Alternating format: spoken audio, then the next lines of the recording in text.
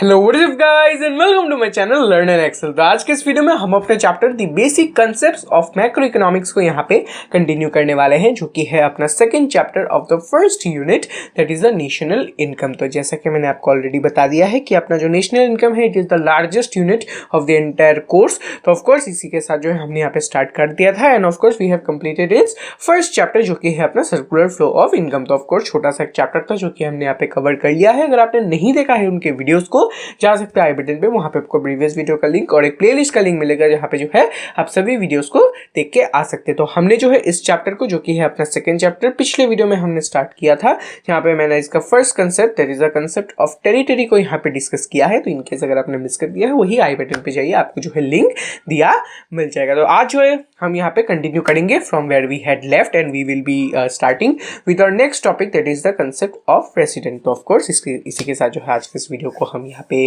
Kick off करते हैं। And so without any further do let's begin. And yes, before starting जल्दी से video को एक बार लाइक जरूर कर देना, चैनल को भी सब्सक्राइब कर ही देना। जो स्टार्ट करते हैं।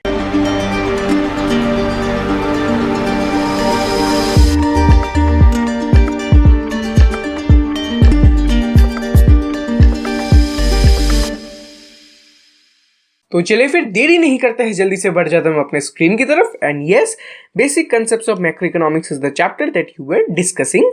Alright, so here you go. ये है आपका चैप्टर, आपका basic concepts of macro economics. तो यहाँ पे जैसा कि मैंने आपको बताया है, यहाँ पे 6 पार्ट्स आपको देखने को मिलेंगे। इनके बारे में जो है मैंने ऑलरेडी आपको यहाँ पे डिस्कस करवा दिया था एक बार, फिर से एक बार हम यहाँ पे रिकैप ले लेंगे यहाँ पे। तो of course you have the first topic here that is the concept of territory and residency. Then we have the other 5 concepts that we have. तो यहाँ पे हमने जो है स्टार्ट किया है with this first part that is the concept of territory and residency, जहां पे आपका जो टेरिटरी वाला पोर्शन है ये हो चुका है complete. Yes, we have completed this first part that is the concept of territory. आज के इस वीडियो में हम यहाँ पे रेसिडेंसी के कंसेप्ट को यहाँ पे डिस्कस करेंगे। ठीक है, तो जल्दी से जो है एक बार इन चीज के साथ जो है आके हम यहाँ पे बढ़ जाते हैं। ऑलराइट, सो ऑफ कोर्स ये आपका प्रीवियस पार्ट है, concept of territory, domestic territory. ये पार्ट मैंने आपको पिछले वीडियो में यहाँ पे डिस्कशन जो है करवाया था। तो आज बढ़ जाते हैं हम अपने नेक्स्ट पार्ट की तरफ। Alright, here you go, you have the concept of territory here. तो ये तो आपका जो है प्रीवियस कंसेप्ट है, जो कि मैंने ऑलरेडी पिछले वीडियो में डिस्कस किया है। तो एक बार जो है आप जा सकते हैं पिछले वीडियो को, अगर आपको देखना है आप जा सकते हैं आई बटन पे, वहाँ पे you can refer to that. तो चलिए फिर आज जो है हम स्टार्ट करते हैं अपने आज के इस कंसेप्ट के साथ, that is the concept of resident. ठीक है, तो चलिए फिर देखते हैं यहाँ पे आपको क्या देखने को मिलता है। Let's see. Of course, so we have here the concept of normal resident. Normal resident is the concept that we have. तो चलिए फिर देखते हैं इसका डेफिनेशन क्या है। सबसे पहले इसके डेफिनेशन को हम यहाँ पे स्टडी कर लेते हैं, फिर मैं आपको इसका मीनिंग भी समझा देता हूँ। So what is given here? It is given that a normal resident of a country refers to an individual or an institution who ordinarily resides in the country and whose center of economic interest also lies in the country. So this is the definition that you have. तो इस definition में आपको mainly 2 चीज़ों के ऊपर focus करना होगा। First is the center of economic interest, जैसा कि यहाँ पे दिया गया है, and second is the excluded elements. ठीक है, तो चलिए फिर देखते हैं इसका मतलब क्या है। मैं आपको यहाँ पे एक बार अच्छे से समझा। ठीक है, so here you have the concept of normal resident. ठीक है, मैं यहाँ पे लिख देता हूँ आपके लिए। Here you have the concept of normal resident. All right. तो इसका मतलब क्या है? तो सबसे पहले तो अकॉर्डिंग टू द डेफिनेशन अगर हम यहाँ पे डिस्कस करें, तो यहाँ पे आपको 2 क्राइटेरिया यहाँ पे सबसे पहले देखने को मिला होगा। तो आपका जो यहाँ पे जो डेफिनेशन था वो क्या था, एक बार अच्छे से याद कीजिए। A normal resident is an individual और an institution who ordinarily resides in the country. Yes, resides, yes. तो यानी कि आपका जो फर्स्ट क्राइटेरिया पे यही बन जाता है कि अगर आपको किसी भी कंट्री के यहाँ पे नॉर्मल रेसिडेंट बनना है, तो आपको जो है प्राइमरीली उस कंट्री के डोमेस्टिक टेरिटरी में यहाँ पे रहना पड़ेगा। यस, डोमेस्टिक टेरिटरी में रहना पड़ेगा, then only you will be a normal resident. आप कहीं जो है बाहर यहाँ पे डोमेस्टिक टेरिटरी के रहे, तो आप जो उस पर्टिकुलर कंट्री के जो है नॉर्मल रेसिडेंट यहाँ पे नहीं बनेंगे। You need to ordinarily reside in that particular country's domestic territory, then only you will be regarded as a normal resident. ये है आपका फर्स्ट कंडीशन।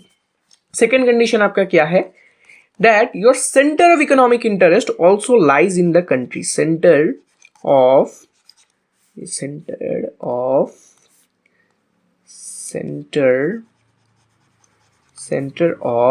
economic interest।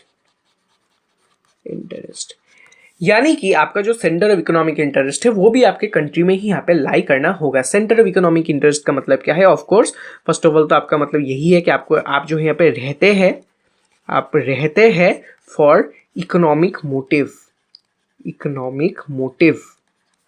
आप एक इकोनॉमिक मोटिव लेके जो है यहाँ पे रह रहे हैं, यानी कि let's say you are been staying here for earning purposes और फॉर बिजनेस और फॉर सम इकोनॉमिक मोटिव। तब जो है आपका जो सेंटर ऑफ इकोनॉमिक इंटरेस्ट है तब क्या रिगार्ड किया जाएगा? That your centre of economic interest is present in that particular country. और जो है यहाँ पे क्या कर रहे हैं? You are earning, spending and carrying out economic activities. Earning आप कर रहे हैं या फिर स्पेंडिंग कर रहे हैं या फिर अदर इकोनॉमिक एक्टिविटीज यहाँ पे आप कैरी आउट कर रहे हैं, तब जो है यहाँ पे रिगार्ड किया जाएगा कि आपका जो सेंटर ऑफ इकोनॉमिक इंटरेस्ट है वो जो है इसी कंट्री में जो है प्रेजेंट है। तो ऑफ कोर्स अगर जो है ये दोनों क्राइटेरिया आपने फुलफिल कर लिया कि सबसे पहले आप जो है यहाँ पे इस कंट्री के डोमेस्टिक टेरिटरी में रहते हैं primarily, that you reside in the domestic territory of that country, it is the first condition. और सेकंड कंडीशन क्या है? आपका जो इकोनॉमिक इंटरेस्ट है उसका भी सेंटर जो है इसी कंट्री में आपका प्रेजेंट है। And thus if you fulfil this two conditions, then you will be regarded as a normal resident of that particular country. However, यहाँ पे एक और बात है कि नॉर्मल रेसिडेंट में ऑफ कोर्स ये सब क्राइटेरियाज तो प्रेजेंट ही है, तो ऑफ कोर्स यहाँ पे कुछ और यहाँ पे पर्टिकुलर आप सोच सकते हैं इंडिविजुअल्स है या फिर आप कुछ इंस्टीट्यूशन सोच सकते हैं या फिर जो है कुछ ऐसे एलिमेंट्स है जो कि यहाँ पे नॉर्मल रेसिडेंट रिगार्ड नहीं किया जाएगा। जैसे आप यहाँ पे फॉरेन इंस्टीट्यूशंस को मान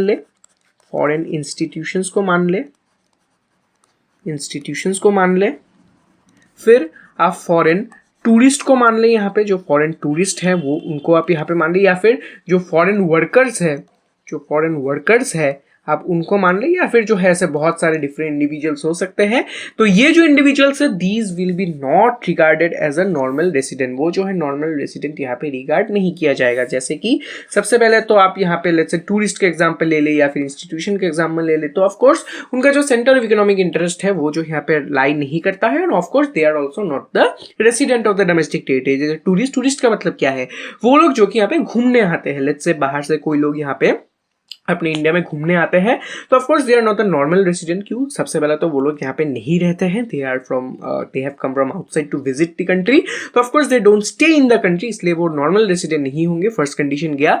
second condition centre of economic interest, of course उनका सेंटर ऑफ इकोनॉमिक इंटरेस्ट भी अपने कंट्री में नहीं है क्योंकि वो जस्ट यहाँ पे घूमने आए हैं, उनका जो है कोई स्पेंडिंग अर्निंग का जो यहाँ पे कोई मोटिव नहीं है, इसीलिए जो है they don't have any economic motive here, and इसीलिए जो है यहाँ पे सेकंड कंडीशन भी यहाँ पे फुलफिल नहीं होता है, that they don't have the center of economic interest in the country and thus they are not the normal resident। तो ऑफ कोर्स आपके बुक में एक लिस्ट दिया हुआ है ये ऐसे कौन से जो इंस्टीट्यूशंस है फिर कौन से इंडिविजुअल्स है जो कि नॉर्मल रेसिडेंट जो है नहीं है, आप उसको रेफर कर सकते हैं। मैंने कुछ एग्जांपल्स आपको प्रोवाइड कर दिया है, ठीक है।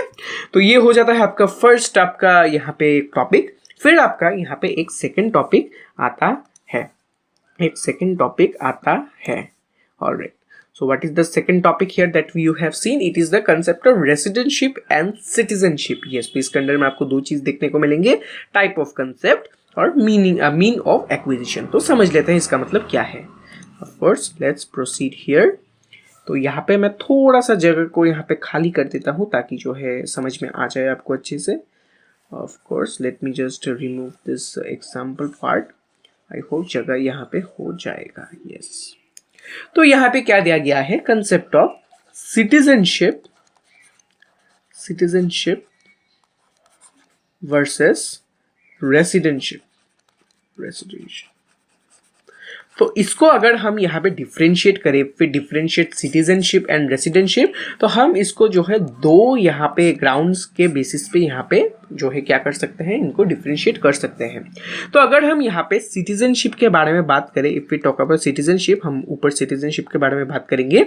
If we talk about citizenship, तो अपना जो सिटीजनशिप है ये एक लीगल कंसेप्ट है। Yes, it is a legal concept. यानी कि आप एक कंट्री का सिटीजन कब बनेंगे, जब आप जो है उस कंट्री के सिटीजनशिप को लीगली एक्वायर करेंगे, तब जो है आपको यहाँ पे उस कंट्री का सिटीजनशिप मिलेगा। So it is a legal concept. लेकिन जो अपना रेसिडेंटशिप है on the other hand it is an economical concept. Yes, economical concept, economical concept, economical concept, ये है आपका एक इकोनॉमिकल कंसेप्ट। ये लीगल कंसेप्ट नहीं है, इकोनॉमिकल कंसेप्ट। ऑफ कोर्स रेसिडेंटशिप जो है आपको कब मिलेगा, कैसे मिलेगा, ऊपर मैंने आपको यहाँ पे एक्सप्लेन किया है।